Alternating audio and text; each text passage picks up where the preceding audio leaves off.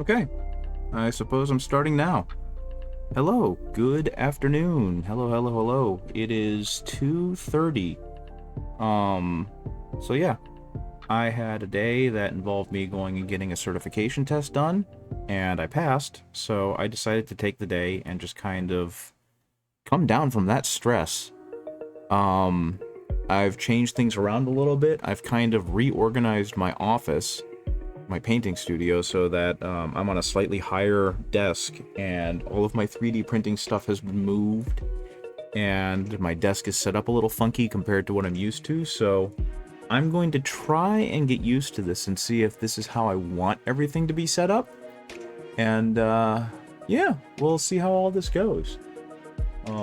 I'm gonna go ahead and continue working on my guy over here.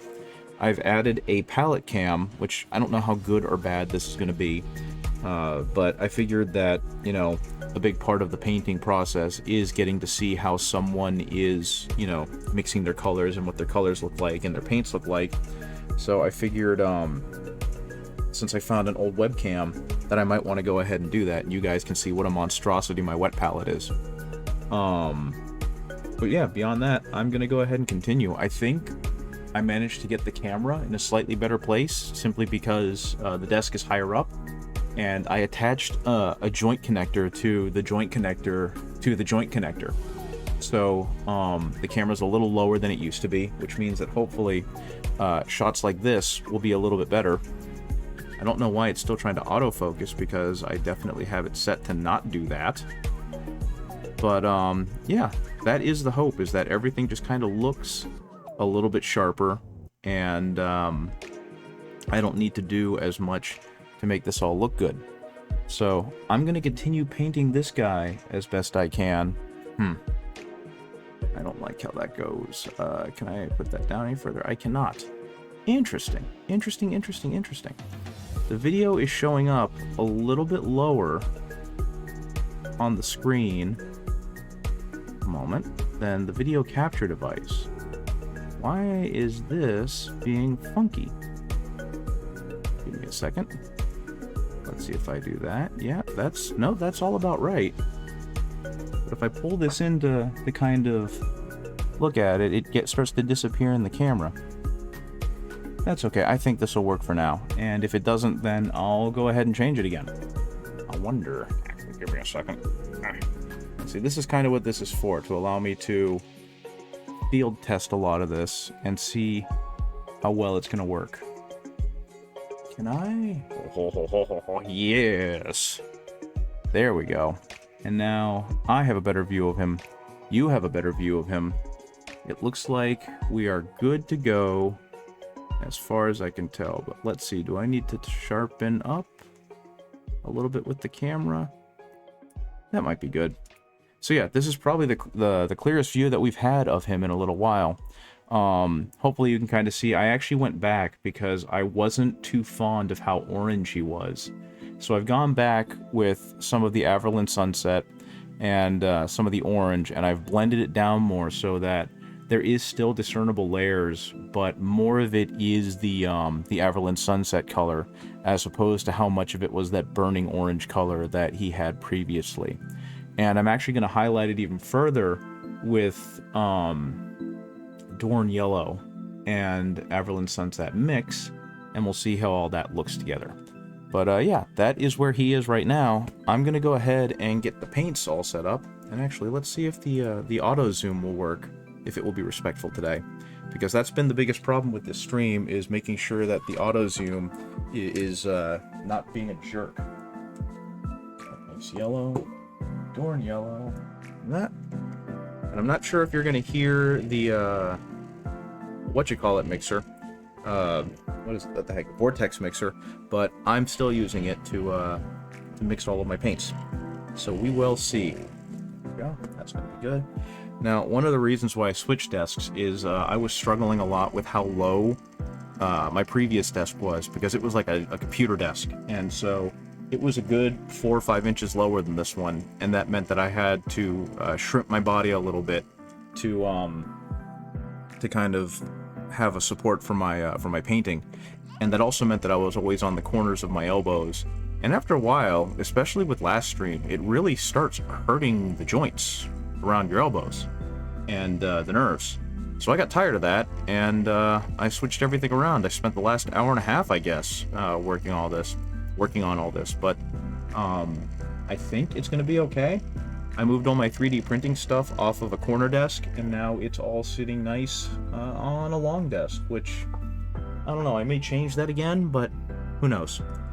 Because I would kind of like to have extra space for any guest painters that might want to come over and paint minis at my place. Yep, let's go ahead and put a little bit of orange on here, because I shouldn't need too much. I don't even know if you can see that dot, because I use very tiny dots. What might end up happening is I might find an adapter that would allow me to put a web camera of some kind on an arm, and then I can zoom in a lot more tightly. And I'm definitely going to hit the ice yellow today, so we're going to move into that. But the other part to this is that the glasses are coming off again, which means that I am most likely not going to be able to see my chat messages. At least not very well. I will say, and I don't know if it's going to work or not, I changed some of the alerts and notifications around, and hopefully I'm not going to get copyright struck or anything, but they should be different. Hopefully they'll be amusing. If not, I'm sorry that they're obnoxious. But this is going to be a great test to see how loud they are, because they seem to run fine volume-wise when I played them, but, you know, my computer versus... my computer speakers are not great, so I guess we will find out. So let's see. Gonna use some of this. Oh man, this wet palette is very, very moist. It's actually a little more wet than I would like it, but we're gonna pick that. Oh, it needs to have some orange in it. It's not ready. I just sprayed this also with some more water to try and impregnate the wet palette again with water. And it definitely seems to have saturated in, which is good. That's what we want. But I don't know if it did it too deep. Okay, there we go. Hopefully that's a better angle.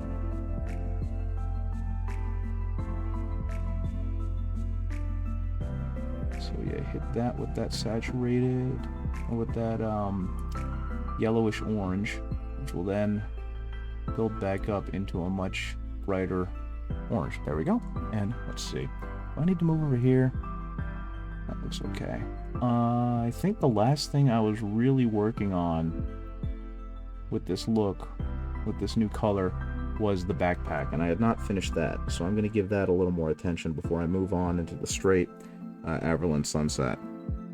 Now, yesterday when I was working on this, I was trying to kill time while my wife was taking a nap before we could play Baldur's Gate together, and I found out that I only had one power outlet over on the dining room table, and I found out also that the laptop I was using was actually dead, so I needed to plug that in, and I did a lot of this touch-up work using the ceiling fan light, which was not super helpful with trying to blend colors. So I'm kind of having to figure this out again as I work on it. Okay, that's already annoying the hell out of me, so we're gonna... Come on, camera. Okay, way out of focus. Tighten it back up, tighten it back up. That should be good. Hopefully that'll be okay. Hopefully that will work out okay. Now I know this is kind of a weird, atypical time to be painting, but that is because, as I've stated before, right now I am gainfully unemployed and in training for a new career. And, is that in focus? One of the things I had to do was get certified today with CompTIA's A+ certification. And that's what I was working on all of last week. And that's kind of what I went ahead and took the test for today. And I'll be honest, I was nervous because I was using like 3 or 4 different sources to try and study for this thing and prep for this thing. And each one of them had slightly different styled questions, even though they were all supposed to be prepping me for the same certification, because CompTIA is an industry standard. And so I saw a bunch of different types of questions, none of which seemed to have a whole lot of overlap with how the questions were asked. And, you know, coming from a teaching profession, that stuff's pretty important to me. Because it kind of tells you, like, what exactly does this test want me to study? What exactly does this test want me to be proficient with? So, I was pretty anxious going in. And, when one of the things that they wanted you to learn was, computer components, right? Which makes sense. They want you to be able to identify computer components because that's a building block for anything else you want to do on the computer. And that's fine. I understand it. I get it. I think it's great. But I was told in the course that I was taking that the way it was going to have me identify this is it would give me, like, a picture of a motherboard. And then it would say, like, here are these parts to the motherboard. Your job is to appropriately match the right name to the right piece on the motherboard, right? So if they wanted me to list the hard drives or the RAM slots, the PCI slots, not the RAM slots, I'm sorry, then I would go ahead and drag and drop that over there. Or if they wanted me to identify the plug for the audio cluster, I would do that. And that all makes sense. That's all pretty straightforward, and that's what I studied for. But when I got in there, they gave me some scenario of, like, hey, this person has computer and computer not working right. Here's all of the hardware they have with these tech specs. Explain what's wrong and tell me how to fix it. And I've never seen a question like that before. So I didn't study the specific types of, like, video cards, and I didn't study the specific types of CPUs and a bunch of other things. And so that was like the first question on the entire test. And all I can think of is, man, I just wasted $250. And thankfully that didn't end up being the case, because after I got through the first few, the rest of them kind of fell in place, which was really nice.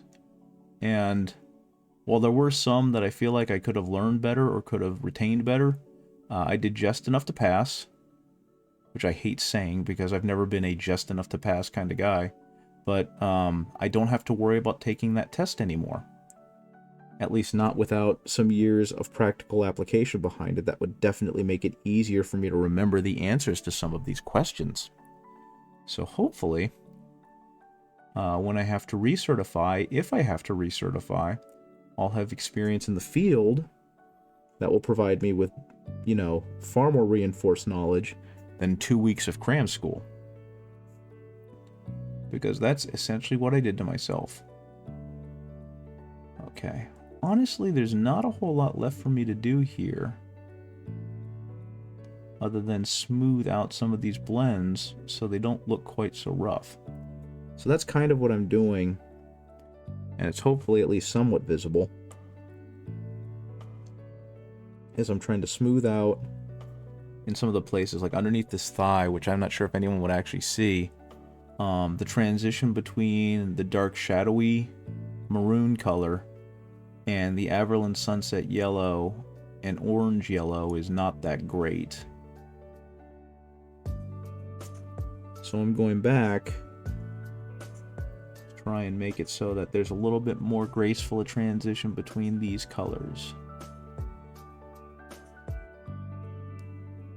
And then once that looks good, I can start working on things like the hair and the gun again. Okay, yeah, that's going to need to be more thoroughly cleaned. The cloak I did very quickly, and I kind of want to redo. Like, it looks okay, but I feel like I could do better. But no, I think his color scheme is starting to come together. I think I don't need to do a whole lot more work on making sure that some of these baseline shadows look good. And I can just kind of leave it at that and move on and continue with the highlights. Now this shoulder, I'm not happy with this shoulder. Is this... Okay, no, it's in focus. My computer monitor is further away from me than it has been, so everything looks kind of blurry to me, and I don't know if it's my eyes, and I don't know if it's the camera, and I need to sharpen it again. So, a little bit of troubleshooting is happening as I'm doing this. Okay. Go back up to the regular Averland Sunset. Drag that across. And at this point, everything is so watered down that I'm essentially just kind of wet blending to work my borders here and to work my transitions. So hopefully it will all end up looking okay when I'm done with it. Okay. But like, that right there doesn't look that great, so I'm gonna have to fix that. Just a bunch of little nitpicky stuff, because as I've stated before, this guy is easily one of my favorite models in 40K, one of my especially for the Imperial Fist, so I want to do him justice, which means I need to repaint him like a million times until I'm satisfied with him, right?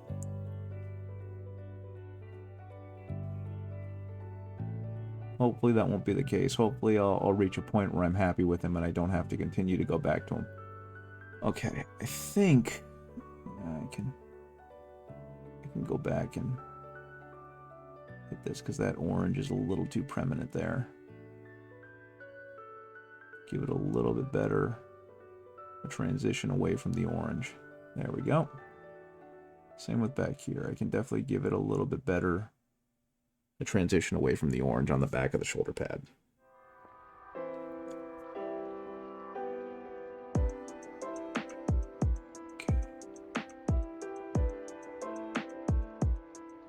Go ahead and take those little, I don't want to call them little short strokes because that's weird. Those more dainty strokes across the back of the pad, and that should help make that look a little smoother. And huzzah, it do. The next thing I think I want to hit, yeah, I think I'm ready to go to that ice yellow now. So we're going to mix a little bit of the ice yellow in with the Averland Sunset, and what that should do is give us a nice transition color up into the highlight. And I mentioned this last time I was working on this on camera, but the highlighting system I'm using is something I found via Felon Miniatures on YouTube, and what he really suggested was that you should be doing about 80% of the previous layer in terms of coverage. And if you do that, that creates a much more gentle transition between each individual color. So that's kind of my goal, is to hit about 80% of the same area of coverage as the last layer. And of course, because I'm being far more anal retentive about this, since this is one of the highest effort models I've done, I'm going to be going back and forth over it constantly to try and make it look good, right? Okay, let's send it up here, since this is the spot that's being hit. That's the one that's going to get the most reflection.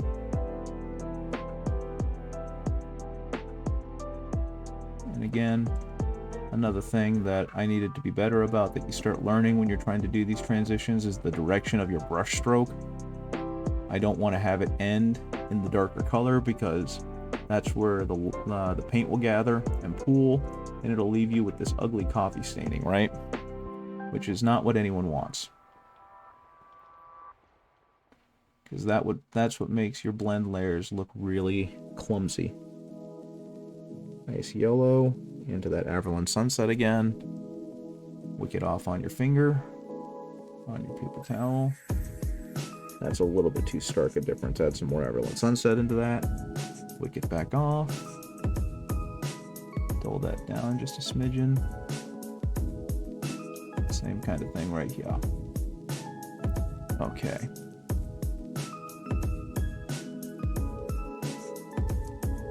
And again, 80% of 80%. Doesn't need to have a huge amount of coverage. And what I think I'm going to do to really make the edge highlighting stand out is I'm going to go back over with like straight ice yellow, and that should give me a really, really stark color difference. Well, actually, in this case, I guess it'll give me a more subtle color difference, because I've already got ice yellow all over this thing. Now, something that I'm trying to get better at is smoothing out the borders between the two different colors, right? Like what I just did here. And my understanding is that to do that, you've really got to water down the color that you're using, the brighter of the two, down to almost nothing, and then very gradually drag it across. And that should help get rid of any kind of borders that you're dealing with. And again, drag it towards the highlight color. And that should help smooth out any very distinct color variations there. It also might help is not using a garbage brush, but I've been using this one the entire time, so I feel like I should continue using it for consistency's sake.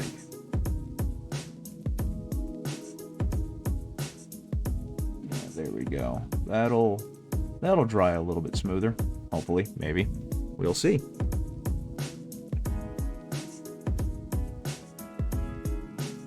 Okay. Go ahead and hit this thing down here. Do a little bit of an edge highlight. Hopefully it's visible. Maybe it's not. And again, the edge highlights just provide some real clarity for the eyes to pick up on when they first look at the model, right? One of the biggest problems with most models when they're painted, if you're trying to paint them to a high standard, is too many of the colors really blending in together. And when that happens, you lose a lot of that clarity. So taking your models and really emphasizing the borders in depth. So like the fact that this part of his boot is separate from the rest of his boot, you want to really emphasize that risen edge. And that way, when you get a quick glance at it, your eyes really see that contrast and that separation. And that ends up looking really, really good. It makes the model look really distinct. Of course, if that's not the way you want to paint it, then that's not the way you want to paint it, and your model's going to look amazing regardless. I know, like, Jonathan Blanche started, or John Blanche started a whole movement because he had this great saturated look with almost like a colored pencil scratchiness, and it was called Blanchitsu, and it has a lot of different characteristics compared to what I'm doing, and it's one of my favorite painting styles that I'm way too scared to replicate. Yeah, see? Now the foot look okay.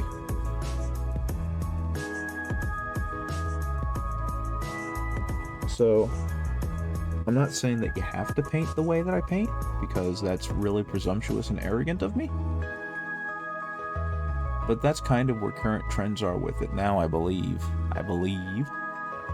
So, if you're trying to get those distinct shapes and you're trying to get those distinct borders and you're wondering why is your painting not standing out and why is it so muddy and blended together, that's kind of why. Because you're not creating enough contrast to separate your different heights.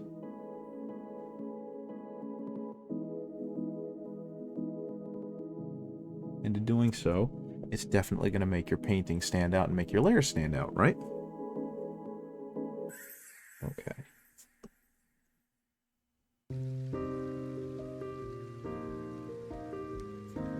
Okie dokie. Scrape some of that off. We're going to go ahead and do a little bitty highlight up here. Do just a little highlight going down towards the knee. The same thing right here. We're gonna take more off first of all. Do it again. Do a little highlight right here across the knee to hopefully allow the roundness of the knee to stand out.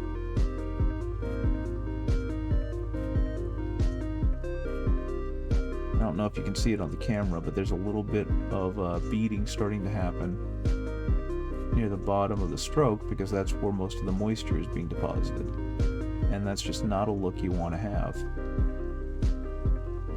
It's not good.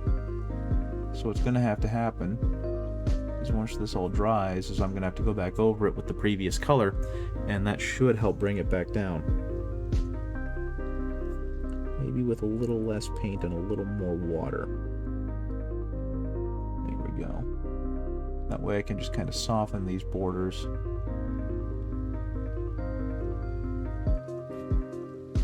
Instead of creating more.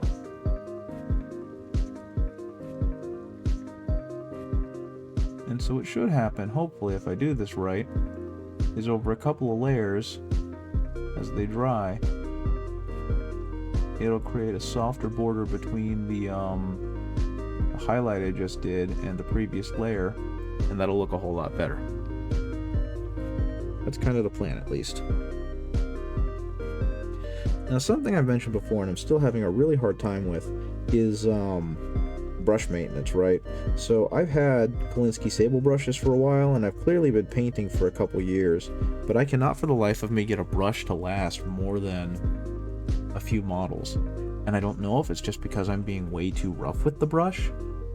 I don't know if something I'm doing is ruining the brush. But like I've had Winsor & Newton brushes, and I've heard that if you take care of them and you maintain them properly, they last for a while. But that has not been the case with my brushes. And I've watched brush care tip videos, I've watched other people paint, and honestly, it looks like they're a whole lot rougher with their brushes than I am with mine. So, I have no idea what it is. I don't know if I'm ever going to find out. But it's just kind of disheartening to buy these expensive brushes and try and be a stickler about brush care, and then just have the brush get torn to shreds after using it for a few months. Though I do have a friend who would argue that it's almost entirely because I just use them so much. I'm not sure how true that is. I do know that I try and paint like once a day if I can, but that doesn't seem like too much to me. I mean, you hear about guys like Vince Venturella who paint a whole lot, and they seem to have standby brushes that they've used for a while. No clue. Not too important. And again, we're getting that little beading at the end. Okay, I'm gonna leave that be. And I'm also going to tone that down because it's way too dark, too sharp a contrast for that highlight. So, that again, this time with a color that's a little bit closer to the yellow it just came out of.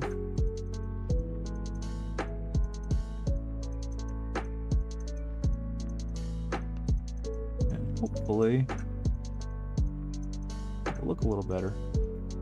It's still so bright, I'm going to have to blend it back in with the old color. So that is what I'm going to do.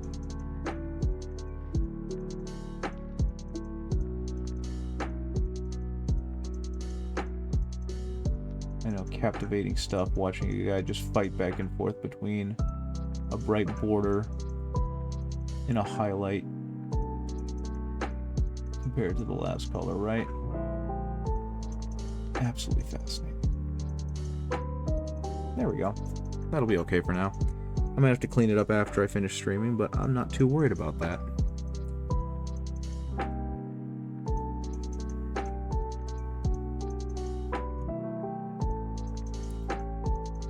Okay.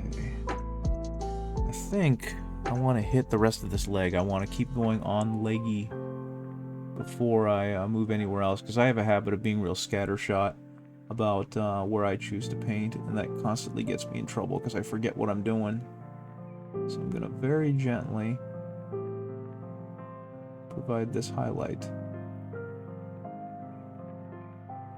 and hope that I'm able to not make it too obtrusive. I suppose I'll see later. I don't know. I don't really think there's enough room for a highlight on some of this, so I'm just going to hit it with an edge highlight and leave it at that. Oh, there's that knee scallop, or that knee joint. I didn't paint that up to the other yellow. It's almost orange. It really stands out. So I'm going to have to go back and do that, I suppose.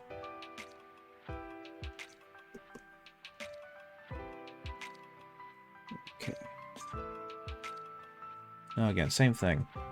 I don't want to paint downwards with it, because if I paint down, it's going to leave moisture down near the darker parts. So I'm going to flip the model over. And I'm going to gently work my way up to a brighter yellow highlight across top of the orange part. And hopefully what that'll do, whoops, you can't even see it. Hopefully what that'll do is brighten everything up a little bit on this knee joint without creating weird borders. Okay.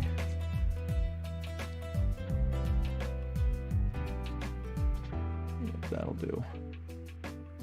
Out the knee a little bit more. I gotta figure out something to do with the mic. I feel now it's too far away from me. And it's in the way of other things. Unfortunately, the way my rafters are set up, I don't have really enough room to address it via the rafters. I tried to. And so right now, I've got it kind of behind my desk. And since this desk is a little bigger, it's actually creating more problems for me. But that's fine. I'll figure it out eventually. What I might have to do is I've got a desk behind me. I might have to clamp it onto that.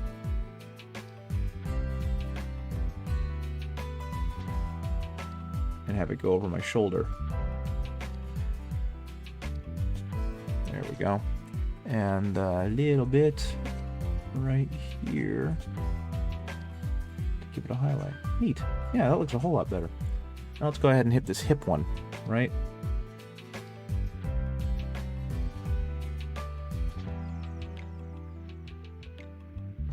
Give it a little bit of a push. And hopefully that will look okay. It looks good. Cool, cool, cool. Now that's where I'm starting to get into some higher level stuff that I'm not good at, and that's light placement. Some of the best painters make it look like it's incredibly naturally lit. Incredibly naturally lit. And I can't do that yet. I have not mastered that skill. So hopefully I will get there eventually, but today is not that day. Trying to make it look like all of the light is coming from one direction, and all of it is hitting it from that same direction, you know? Mayhaps do a highlight right here. Just go across it like so.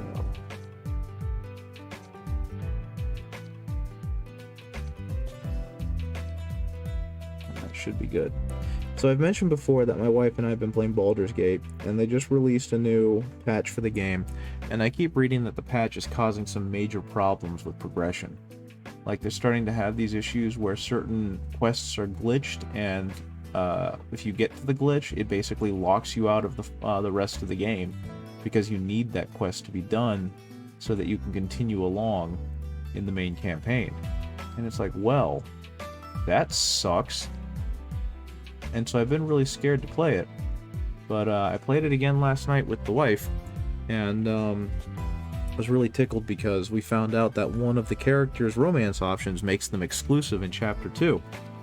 And that was not something she wanted to hear, because she had another character in mind that she was in the middle of romancing from Chapter 1. And when she finished a specific scene in Chapter 2 with the first character that wants to be exclusive and she was unawares, the second character gave her a dialogue that was like, I need to talk to you. And then she's like, oh, so I've seen that you and so-and-so are an item. Well, given all the things they've been through, I kind of think they'd probably want to be exclusive with you. So I'm going to go ahead and take a step back, because it's not fair to her. And you have to make your choice. Either you're going to stick with the first character or you're going to stick with this character. And while we were very shocked at the general level of emotional maturity that this traumatized individual was showing, that was not the answer she wanted. So I got to witness the emotional anguish of having to decide what were they going to do in that situation. And we ended up going back to a different save, and she ended up dumping the other character. The first character, which I found to be both very funny, but also very relatable, because when you've got a certain idea in your head of what you want out of especially a role-playing game, it gets really difficult to want to continue when you find out that the game is not going to let that happen. And it forces you to choose. And then you realize that the choice it either makes for you or presses you into isn't the one you wanted. And it's like, man, I hope I saved. And I think in this case, we were lucky enough that the big revelation happened very recently. So we were able to go back only a little bit, and she was able to rectify the problem to her benefit without a whole lot of extra work or a whole lot of extra loading. Because there was another moment where that happened for me, where I found out that the character I tried to recruit via semi-nefarious purposes could not be recruited that way. They had a very specific order of operations they needed, and I did not follow it. And so many hours later, some 10-15 hours later, when I finally got to that section of the game where I was supposed to be able to recruit them, they weren't there. And it was like, oh, why not? And I had to look it up and found out, oh, the way I chose to try and recruit them is not the right way to do it. And I didn't feel like losing 15 hours worth of work to go back and recruit them. Which then ended up being like a double whammy, because I wasn't having fun with that game anyway, so I ended up deleting the whole game and starting over. So it was like, instead of going back 15 hours, I went back something like 40. And man, did that hurt.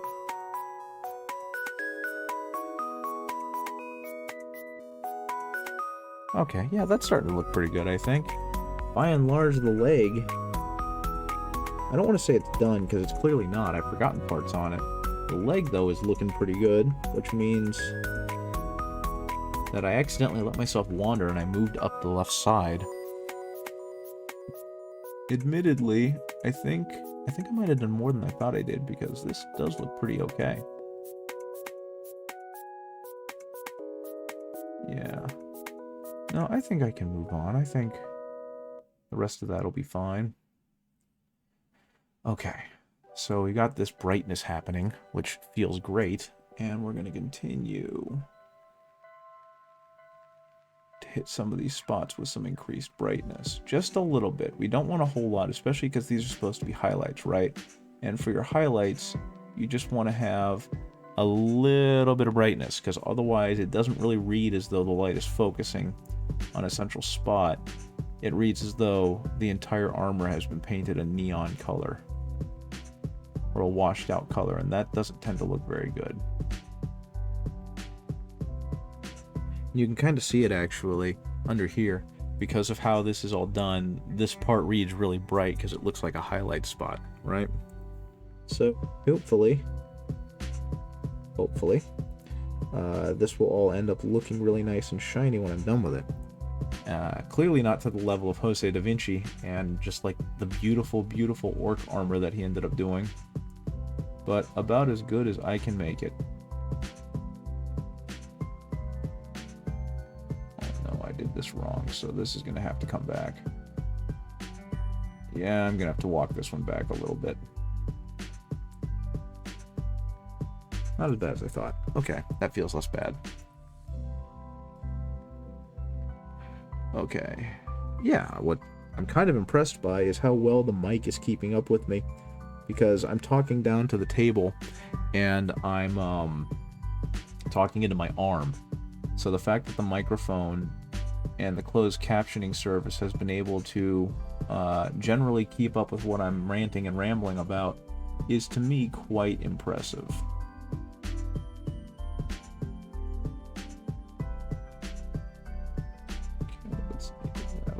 Hopefully I'm on camera. Nope, I'm not on camera at all. Hey, Tabiko, how's it going? It's been a while since I've seen you. Yeah. So I passed my certification test today that I was so anxious about, and I decided that even though I probably should start studying for the next one, the entire experience was so stressful I was going to take a day. And I bought myself some new minis to compensate. So hopefully by Wednesday I'll have some Death Shroud bodyguards, which are a set of minis I've always wanted to own and paint. And then I can get working on those as I go through some of the more complex stuff that I have to do for the Core 2 part of the exam. You don't want to get burned out, sign someone who might be burned out. I mean, I think that's actually what ended up happening with me with the teaching job, because I don't know how much you've been on like Doigan Swift for and how much you've seen from my Discord, but for a variety of health reasons, I basically had to step away from teaching in early February, so I am currently unemployed. And I kind of had the realization as this was all happening that, first of all, I just can't keep coming in because I'm getting violently ill on my way to work, and that's just not healthy, because that's what we kind of found out was causing my illness and causing me to stay home.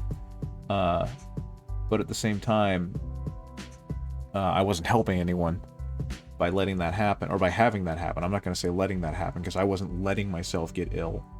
But, yeah, so I'm right now certifying for IT, and I'm taking what's they have called the CompTIA certification, and it's supposed to be like the industry standard, and it's supposed to teach you about like the basics of IT and get you ready for further education in like network security and all that kind of stuff. So that's what I've been working on.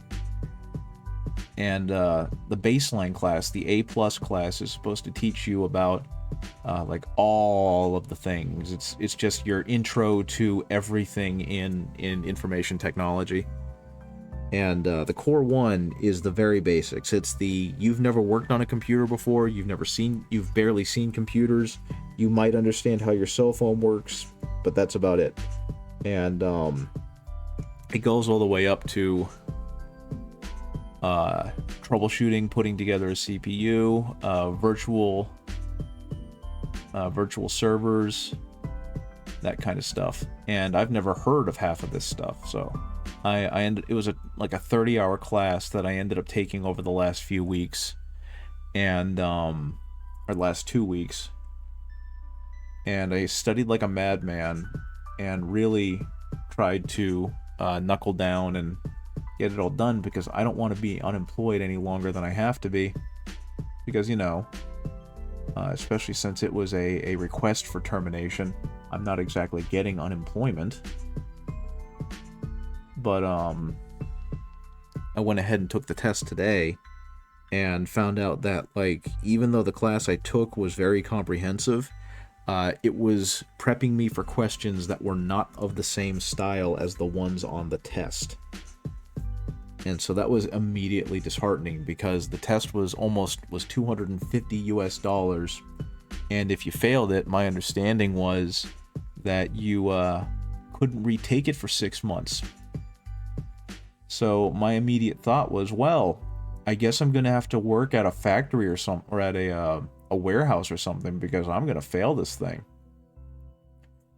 And thankfully, after the first couple of questions, it started evening out, and I started seeing stuff that I was familiar with.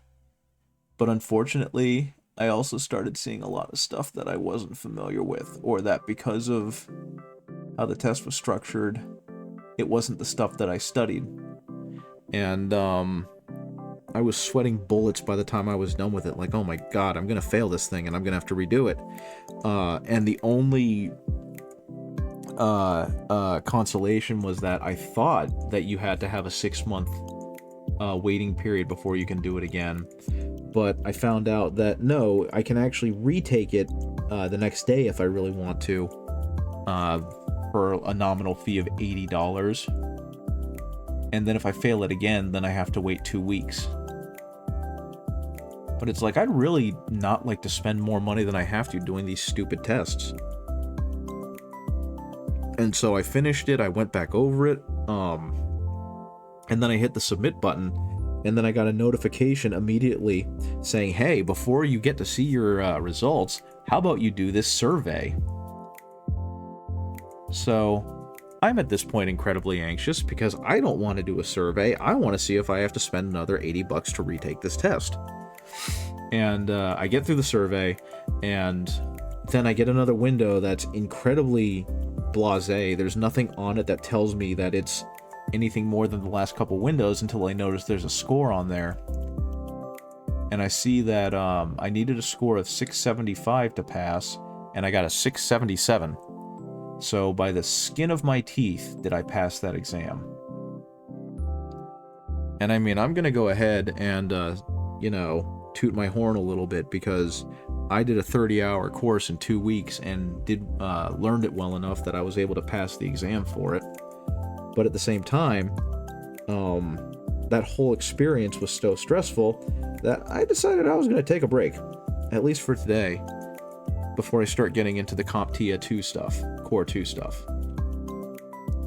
And I'm further, I don't want to say discouraged, but definitely worried about the Core 2 stuff, because when I was looking at like practice exams for Core 1, I didn't realize the website had Core 2 stuff on the same page on the menu. And so when I scrolled down after finishing one of the Core 1 exams, practice exams, I accidentally clicked on a Core 2 practice exam, and I started to get a ton of questions that I had never seen before and had no idea what the answers were. And I'm thinking, well, shit, I guess these exams rotate and they change the questions, so I can't exactly just study them and try and figure out the important questions. I've got to actually go back through all of the lecture notes and try and memorize everything that this guy has taught me. And I'm going through and I'm taking it and feeling generally discouraged. And then I come back to it the next day and I realize that they have both Core 1 and Core 2 classes on there. And suddenly I feel a whole lot better about, you know, studying using this material, but also a whole lot worse because the Core 2 classwork is much more complicated, much more precise than the Core 1 classwork. So all I can think about is, like, how the heck am I going to learn all this and retain it in 2 more weeks to take this exam at the end of February? And so that's kind of where I am right now. And that's why I bought myself some Warhammer minis.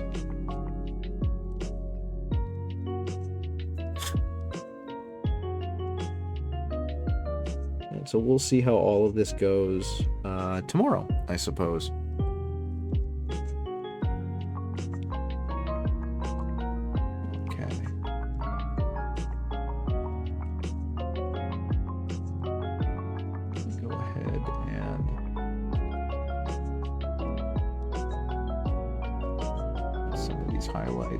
As I can.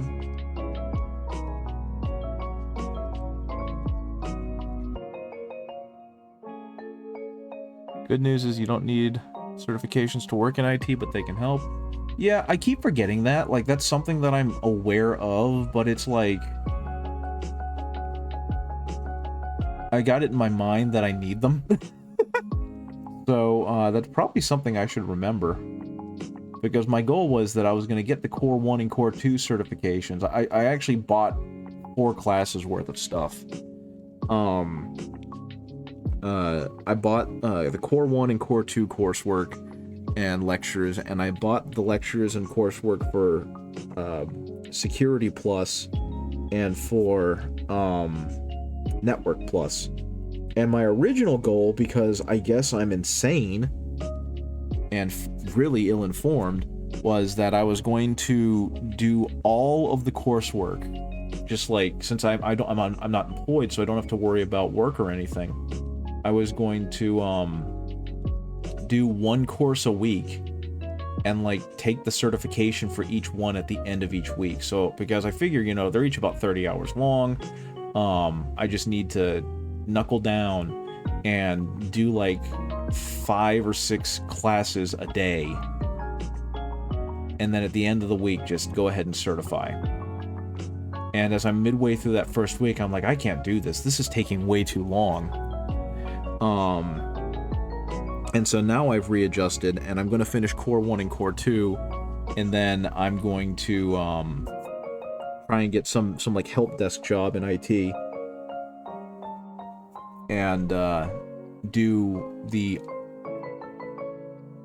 Security Plus and the Network Plus during evenings and whatnot, and slowly work my way towards those certifications. But yeah, thank you for the reminder that these aren't requirements. These are just, you know, viability boosters, because I keep forgetting about that, because I've got it set in my mind that I need them to make anywhere near the kind of money that I made as a school teacher after 10 years.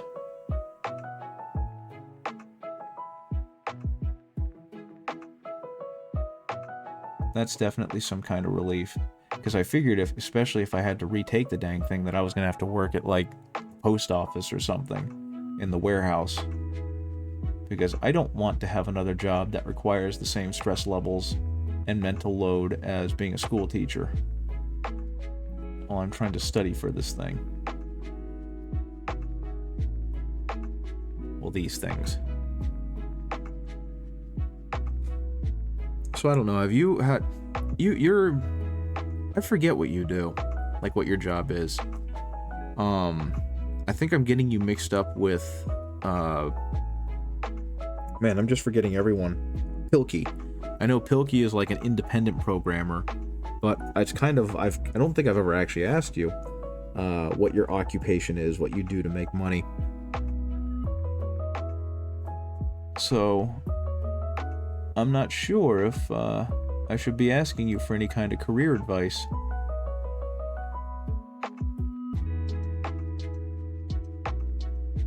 Okay. Right now, your job is weird. I expected to learn a new product, but I'm in IT pretty much. Okay, that's fair.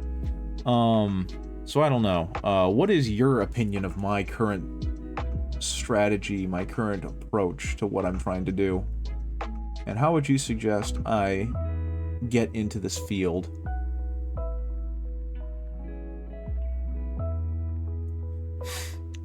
Mostly on the Linux side, but it's pretty small scale stuff. Okay, that's something else that I wanted to get certified in, was they have courses for Linux.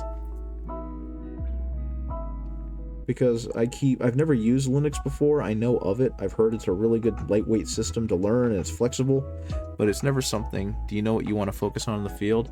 Not really. My buddy Soft Servo, who was kind of the one that suggested I get into this,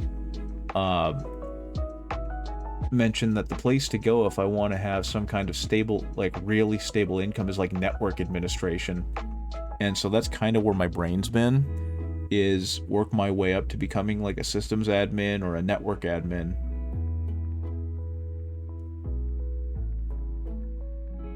Which is why I've kind of chosen to certify eventually in Network Plus and Security Plus, to hopefully make that,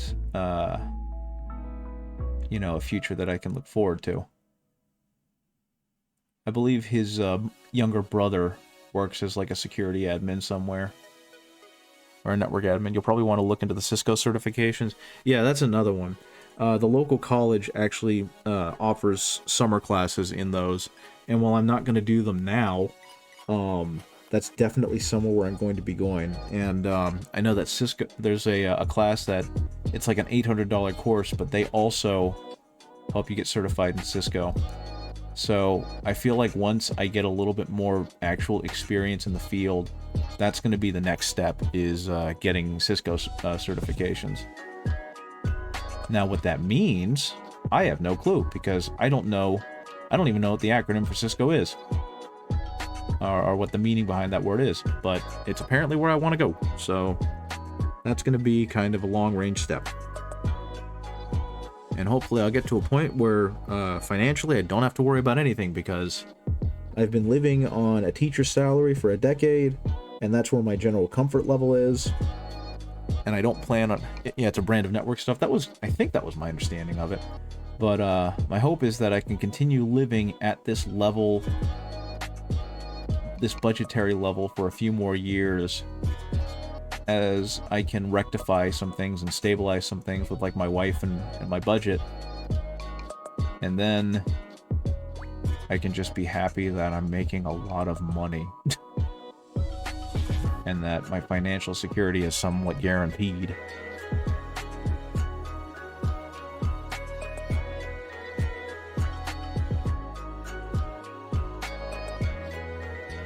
But yeah, thank you for the advice. I definitely appreciate it. I never thought I'd have to be in this situation. I thought I was basically going to be a school teacher till I retired. But my body decided to tell me, look, we've given you a warning, old man.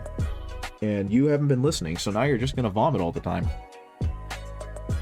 And so that, unfortunately, is no longer in the cards for me.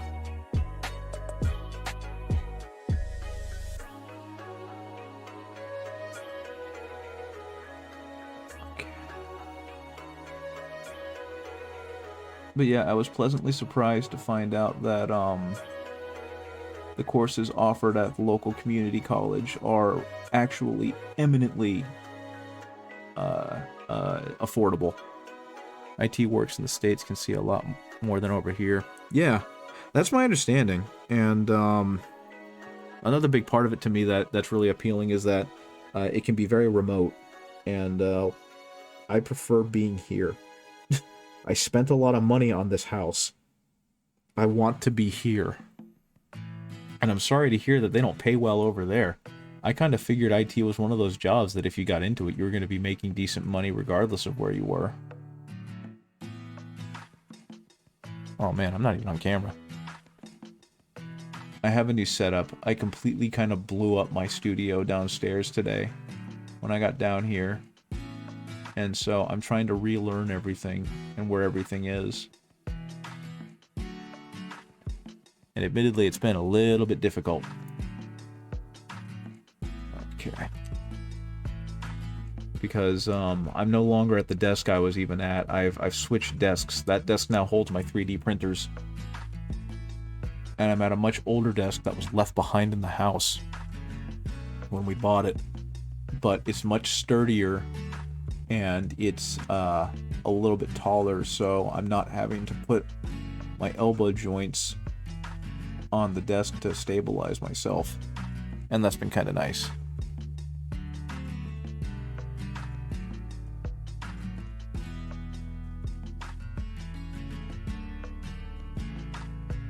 There we go. There we go. But yeah, working on that typhus that I did in that really high contrast style, it really inspired me to try and make all of my characters from my favorite armies in the same high contrast style. So that's why Garadon's getting like his 5th makeover. He's a character that, if I could, I would include him in every army list with the Imperial Fists, which is looking more and more likely. But at the same time, I want him to really stand out on the battlefield. So, while I did do a pretty decent job painting him before, I wanted to put him in this super high con. One thing I'd recommend when you have the time is set up a little virtual Linux server with like a web server or something for learning. That's a good idea, and that's also something I'm planning on doing. Mainly because you're like the 4th person to tell me that. And that many people can't be wrong. What was actually kind of cool is my buddy Soft Servo is going to give me... He's got like 3 Raspberry Pis. And he's going to give me one of them just to kind of play around with. And that way I can be at least somewhat familiar with Linux. As opposed to where I am right now, which is like, I've heard of it. Because that is the extent of my knowledge with Linux right now. I've never seen it in action. I've never seen someone work in it. I just know that it exists. And that people speak highly of it. So... hopefully, when he remembers, he'll get me his Raspberry Pi, and I can start really trying to learn it. But he's also on the same career path as me. He's a special education teacher, and we work together, but this year they kind of separated us because of staffing shortages. And this year's been really use it as your desktop OS and didn't want to mess about with Windows 11. Yeah, see, I grew up on Windows. And so it's just the operating system I've always known at like the surface level, because I've never attempted really to learn anything beyond it. And from what I know, I'm basically crippling myself. And that I really should be trying to learn something deeper than just Windows 11. And so even though, again, no real experience, no real exposure, I'm excited to, because it's always things that I've wanted to learn about but have always been too scared to ask. You know what I mean? So hopefully, as I get further into this, I'm going to become more familiar with these different programs and... Man, that's really out of focus. And these different operating systems and all this other stuff, and it's going to increase my quality of life at home too.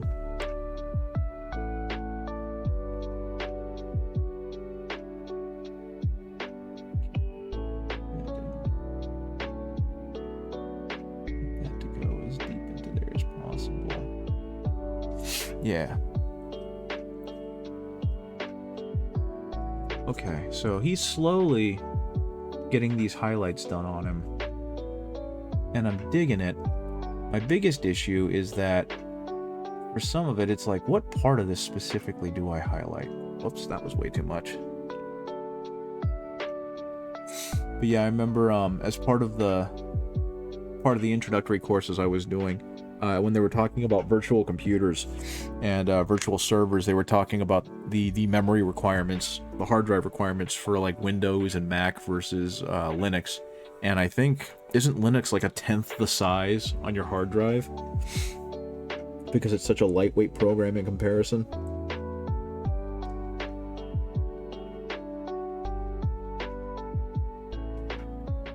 That was my understanding, and that's about as much as I know about that operating system.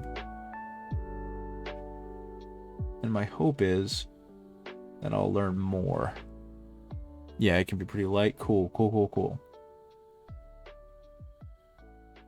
I wanted to try and do Core 2 in 2 weeks, but my wife saw how stressed out I was when I got home today.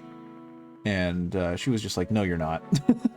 I know you don't want to be unemployed for very long, but you're not going to try and do this next unit or this next course in 2 weeks if it means that you're going to be this stressed again about whether or not you pass. You're going to take your time, and you're going to feel a lot more comfortable going into this next test than you did going into this one. So hopefully, the next one will be a lot more of a success story. Because, you know, I like to think I'm fairly smart. I was a pretty good teacher, made it through grad school and all those other general academic accolades you think of when you think of someone being like able to pick up and retain information. So it was kind of embarrassing on my end to just barely pass this test. Though I really shouldn't be embarrassed. I did, like I said, that course was supposed to take, I think, a month, if not longer, and I did it all in 2 weeks. So hopefully, I'll just be even more successful on this next one. So otherwise, how have you been doing? You mentioned that you were starting to feel burnt out, and I'm sorry to hear that. What's causing that, if I may ask, if you're willing to share with the class? What is, unfortunately, making your day-to-day life not as enjoyable? And of course, if you don't want to talk about it, that's fine too. You wish you knew? Oh, well, that's the worst. Feeling listless and exhausted and not knowing what's causing it?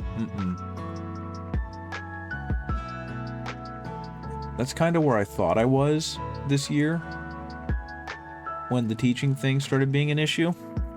But then the pattern started showing up, or when I stayed home after having my initial, anxiety nausea in the morning, and dry heaving and vomiting and calling out, and then I'd feel good for the rest of the day.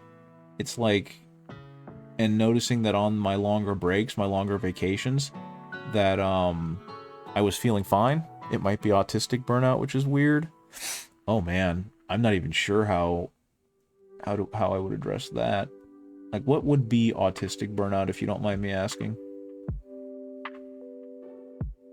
That's a whole dimension that I am entirely unfamiliar with.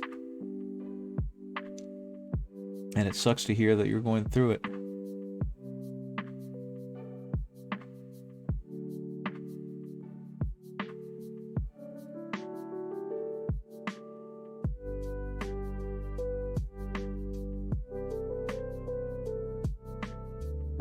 Basically, I didn't realize I was autistic until like a year ago, so I've been masking this whole time. Oof. Yeah, that's not fun. That's definitely a condition that requires attention, and not knowing about that has got to be an absolute, sledgehammer to the quality of life. So hopefully you're getting kind of like the help and guidance that you need for it to manage it better. I obviously not the same thing, but it's like when I thought I was having chest and lung issues. Masking is really intense on your brain, it turns out, when you do it for 30 odd years. Yeah, no, I get that. I've started going to therapy to deal with some of the stress and anxiety that I was dealing with, and it turns out that I had a pretty emotionally and physically abusive childhood and the like. This is way too deep while I'm painting this angry guy with big fist, but it caused me to have certain behaviors that definitely were a lot more stressful and taxing on the body than I thought it was. And between that and finally getting out of a very stressful job has left me feeling a whole lot better. So hopefully something similar can happen for you now that you have answers, and that will allow you to have a better approach and how to better manage it once you're allowed to recover a little. And I mean that with all sincerity. I hate hearing that people are suffering. Kind of a big reason why I became a teacher. I wanted to help people. Now, I always struggle with the light source on here, and this is actually a great example of where, like, knowing your light sources and knowing your shapes would be really important for me. But unfortunately, I've never wanted to learn that, and so instead, I'm just going to keep guessing at it and hoping it looks halfway adequate. And, we'll just have to see when I'm done. So we're going to get this ice white, or ice yellow, and Averland Sunset mix onto this part of the backpack, and then we're going to blend it back down. Yeah, it's just frustrating when it's been nearly a year at this point, haven't been able to paint minis. No, that's completely understandable. My wife has a friend, and, obviously through her, she's my friend too, who had, like, severe anxiety attacks because of her job.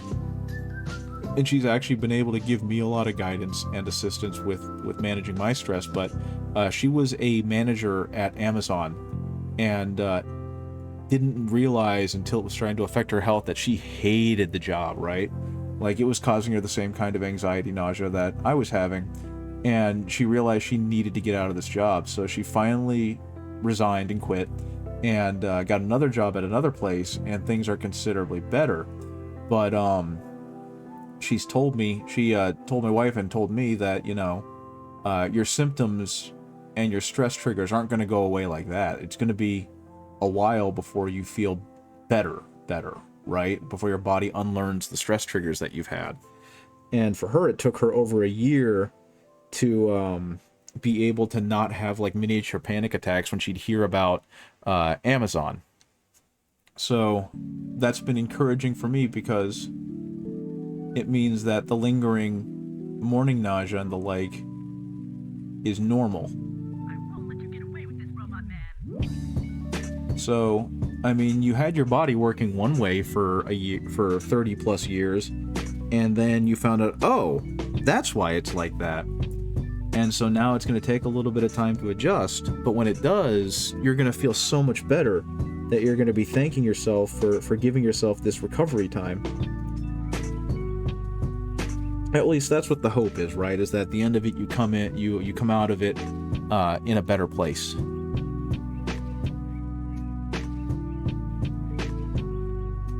Because mental health is important. Mental and emotional health is very important.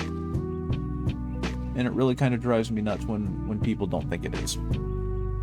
Okay. Gotta get this little bit. Make that look okay. Gotta do that panel line. Gotta do that panel line. I don't even know how this guy is looking on the monitor. I'm not blind without my glasses, but my vision is not great, so I'm relying on what I can see in front of me, and the computer has to be further away from me because my new setup, so everything looks blurry and out of focus there. So hopefully, like, he's still mostly in focus. Is he? Not really. This is in focus. This angle right here is pretty good. Now, something I do need to do with him, I don't know if you can really see it, but it's abstract and nebulous, and I prefer it to just be a physical thing, wrong instead of brain magics. Yeah, that's the worst part, because it's like, I can fix physical. I understand physical. If knee hurt, I stop walking on knee, right? But when brain hurt, I don't know how to do that. And it's gonna be a thing where you're gonna, like, start to learn more about yourself, and in doing so, it's going to teach you how to better self-diagnose and self-medicate, and how to better treat yourself. And so it's going to be good. I promise you, this end result is going to be good. Okay, I think I need to do the back of his right leg. I need to do the back of this guy's right leg because I forgot to do the back of this guy's right leg.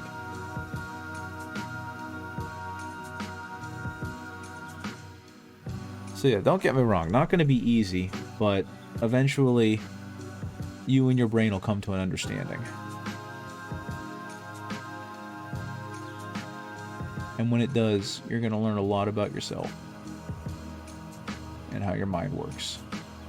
And that's going to be very liberating, because you're going to realize that a lot of other issues you might have had that you didn't know the answers to were because of this. And now that you can recognize it, you can learn how to prevent it. Or at the very least, you won't have that intense trauma of, I don't know why I'm like this.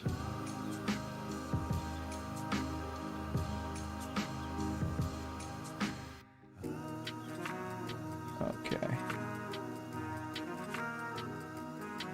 There we go. That's what I'm looking for. That's what I'm looking for.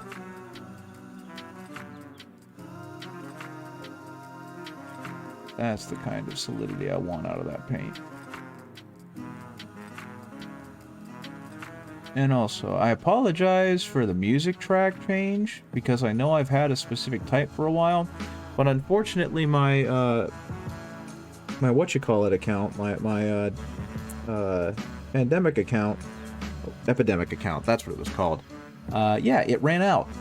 And, you know, with the whole not being employed thing, I'm not exactly in a place to renew it. So I'm now relying on YouTube with some royalty-free music that I found. And hopefully it's not too annoying.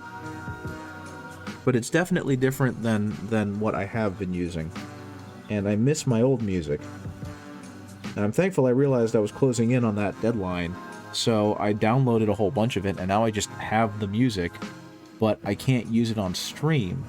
So it's nice to have while I'm kind of chilling and painting by myself, but it's clearly not the same chill music that I've been using, because I'm not allowed to. Okay, there we go there. A little bit. Again, focus. There's a lot of good royalty-free music out there. Yeah, I know. I found like a video games to chill and vibe to, because I like video game music, but some of the tracks on here are definitely making me kind of pause and go, you know, I miss my Epidemic music. I found some really good Epidemic tracks that I liked, and I was really enjoying listening to. Okay. So, now that I've been streaming for about an hour and 15 minutes, I can finally get to the part that I actually started this stream for, which was his hair and the gun. I need to do something about his face, because I thought that the color would work okay, given that it's kind of a rosy gold or a rosy brown, which I was hoping would look more reddish. But he's really purple looking, and I don't know if it's showing up on camera, so I've got to do something to return some color to his face. I might just end up going back over it with a glaze of Cadian flesh tone, but right now he looks like he's holding his breath and starting to lose it. But before I do that, I gotta paint his hair, which is something I've been meaning to do for a while. So I'm gonna go ahead and remove these paints because I don't think I need them anymore. And what I think I'm going to do is normally, because, you know, I want to see a little bit of me in some of these guys, I normally paint his hair black and then give it some gray highlights. But I don't know if I want to do that with them, because Tor Garadon's supposed to have, like, frosty white hair. So what I might do is I might paint his hair gray and do some white highlights. I think that's where I'm going to go with this guy today. And I'm not going to be streaming for too much longer. I might stream later on this evening, but I got to go feed the pets in about 15 minutes, and then I've got to start making part of my dinner, because my wife was kind enough to make like the roast, which is now in the oven, but I need to make my vegetables, because I am going to have like roasted potatoes with carrots and onions as part of my meal, because I have rediscovered how much I freaking love russet potatoes. So I think what's going to happen is this is going to get a coat of this very light gray, this almost too light gray, and hopefully it's still visible. And then I'm going to go over it with a black wash to knock it back down a little bit, and then I'm going to highlight it with a combination of the gray and the white, and that will hopefully do a decent enough job just reading as like a shock of white hair with deep shadows. You're still on the raw all meat diet. I watched that guy eat that and immediately felt bad in my stomach. So no, that's not something I think I'm ever gonna do. The most uncooked I will eat meat is either as sashimi or medium rare. Anything rarer than that, and it's like, it's still alive, I can still hear the cow mooing, please cook it further. Which is a huge reverse of where I used to be. I used to be like my dad. He likes having his, as he put it, he likes a steak that bites back. And that just seems obscene to me.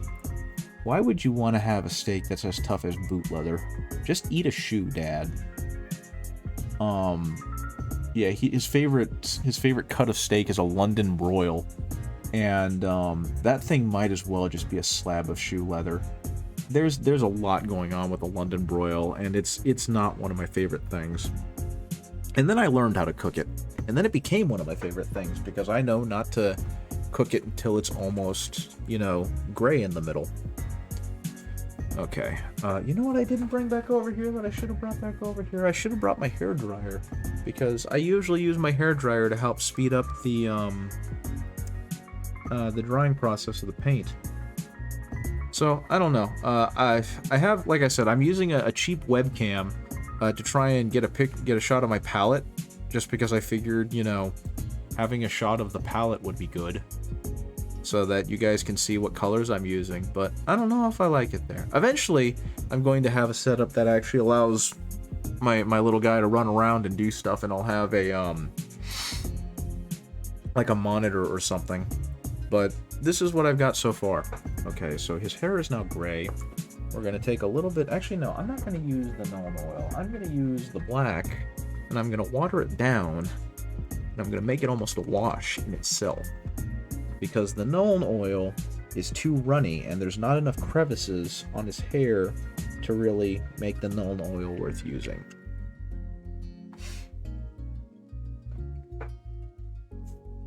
You need to get back to your Automata project at some point. Yeah, you were working on a really cool spider, weren't you? And it's been a while since I've seen anything about that, but like you said, you're probably just a little bit burnt out. I got intimidated by trying to rig my character and, like, do the weight thing. And so I hate to say it, but I kind of gave up. Like, it was like, I don't understand this, and I'm not understanding it, so I'm just not going to work on it anymore. And I keep wanting to go back to it, but every time I do, I realize I've forgotten how to work Blender. And I get frustrated and I stop again.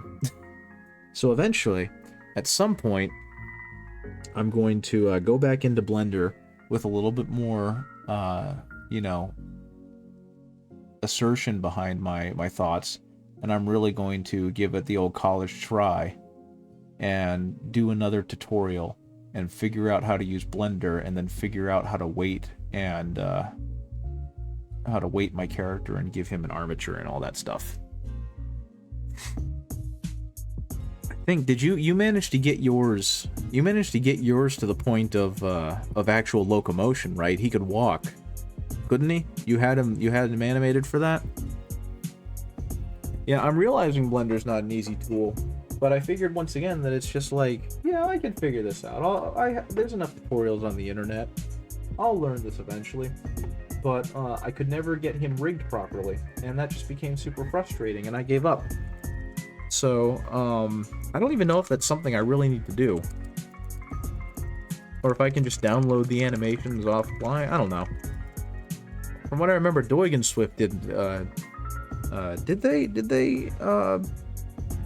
they get the skeletons on their characters? Or did Doig pay someone else to do that? Because admittedly, I'm kind of really just copying what he did. Or at least trying to. Because obviously, you know, inspired by them. You think Doig did it? Fair enough. It's something I'll look up later when I have the time. I know that they didn't animate the walk cycle, that he either purchased it off someone or he got someone to do it for him. I don't remember. Okay, we're going to go ahead and switch over to this Cadian flesh tone, but we're going to put the Cadian flesh tone on very gently, because this brown rose color is abysmal, and I do not like it. Might be using Mixamo? I don't know what that is. I'll have to look that up later.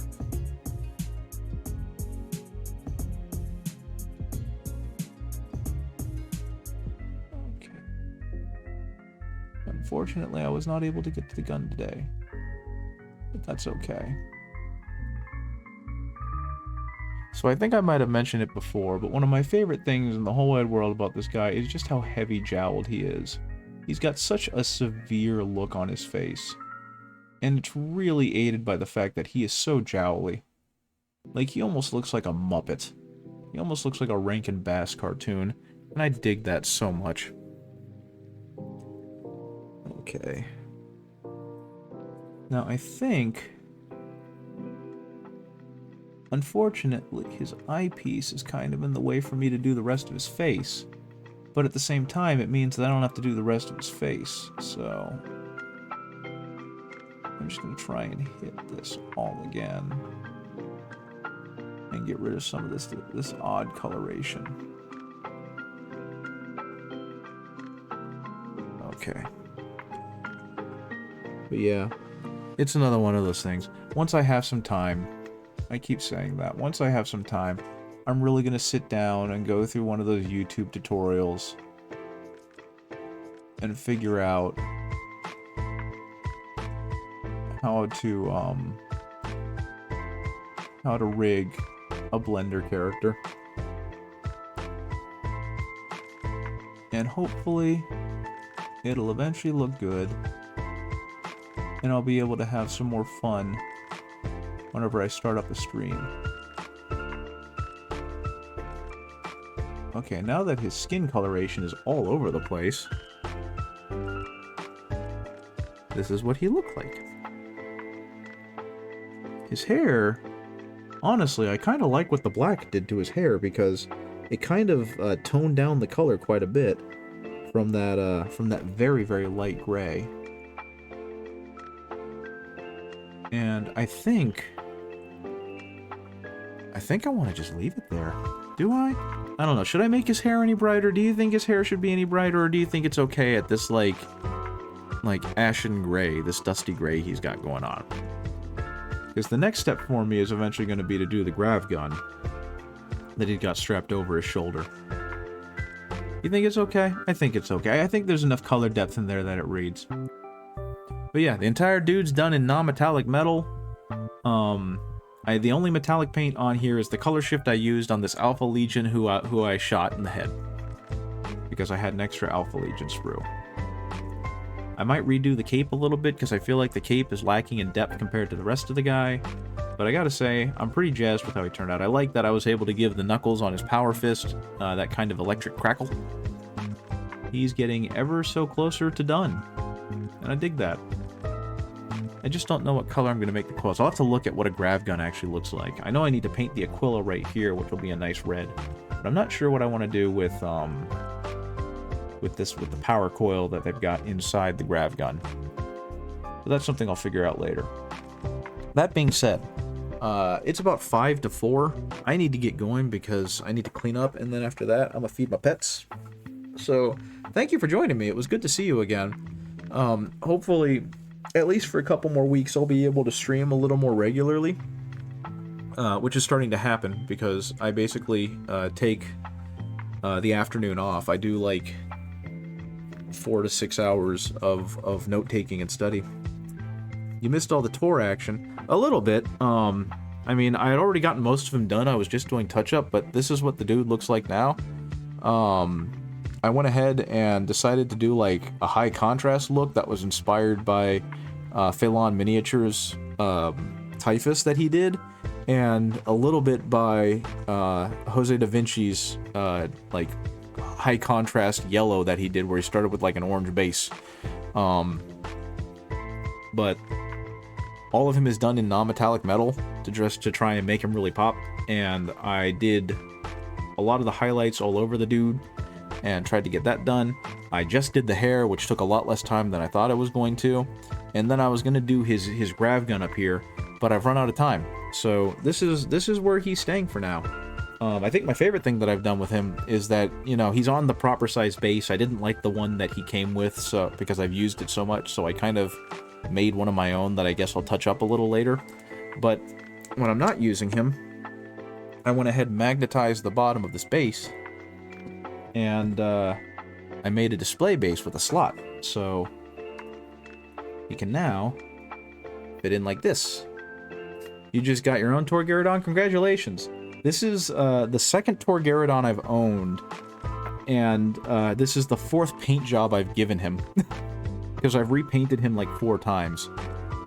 Just because he's my favorite model. He's actually not that difficult to paint, because, you know, being a Space Marine, he's got a whole bunch of, like, flat surfaces. So if I can suggest anything to you, if you've never painted Imperial Fist before, it would be to start him white and use Imperial Fist contrast paint. Just, like, spray paint the whole thing white, and then hit with Imperial Fist contrast.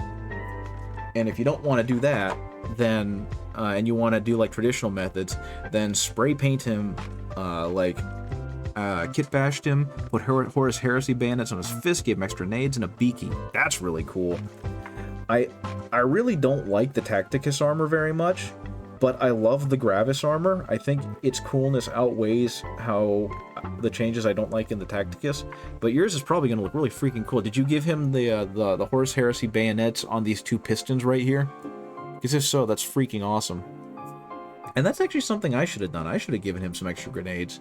His belt is pretty bare outside of his purity seal and his little, like, accoutrement. Oh my goodness, I forgot to paint the rope. I'll have to do that someday. You did it in between the pistons. Okay, I got you. Yeah, that's really freaking neato. But yeah, I have previous videos of me painting him. Like, he's been my project for the last couple of days, and I did paint him a little bit outside of it, but it was mainly touch-up. So if you want to see this process for the most part on camera, then you can put it on like 2 times speed or something and just watch the process happen. It's a lot of blending. I had to use a fairly tight pointed brush, your paint is doing the pink, you're doing the pink, light purple undercoat. Yeah, that's a good idea too. That's how I do my normal Imperial Fists. I spray paint them black, and then I overhead paint them with pale sand, which is an off-white. Yeah, and then with the Imperial Fist contrast. That's a good idea. Isn't that what Darcy Bono does? Because her Imperial Fists look amazing, and she gets some really good contrast. So you're going to get a really cool-looking Garadon if you do that. Gosh, I don't remember exactly how she does it. She, like, painted them white, or, like, slap-chopped them, did the Imperial Fist contrast, and then dry brush some brown on them, and then hit them with the contrast again, and that gave her some really nice, like, beat-up look. Yeah, there's a lot of cool things you can do with Garadon. He's got so many great, like, folds and angles on him for some neat, just things about him. So yeah, I'm not sure how helpful mine was going to be, because we're going to have such a different approach. But if this is giving you any kind of inspiration, I'm glad. Yep, that's the guy. This is what he looked like. I'm really happy with him. I actually also just repainted his face a little bit, because I used... I'm just getting home. Can I send a photo if you have a Discord or something? Yeah, I do have a Discord. It's linked on my Twitch page. It's not very active outside of people posting their own minis and, you know, talking about that, but you're more than welcome to. And I will look at it as soon as I can. I'm excited to see it, because I've never thought of putting a beaky helmet on the Gravis armor. But that being said, I am going to go ahead and get going then. Thank you so much for joining me. I appreciate your interest. I'm trying to stream normally around 4:15 to about 6 o'clock Eastern. I got on early today because I just finished with a big certification test and I needed to take a day for myself. But if you want to see me, that's when I'll be here. So thank you again for joining me, guys. Have a great rest of your day, and I'll talk to you later. Where is it? There it is. Bye-bye.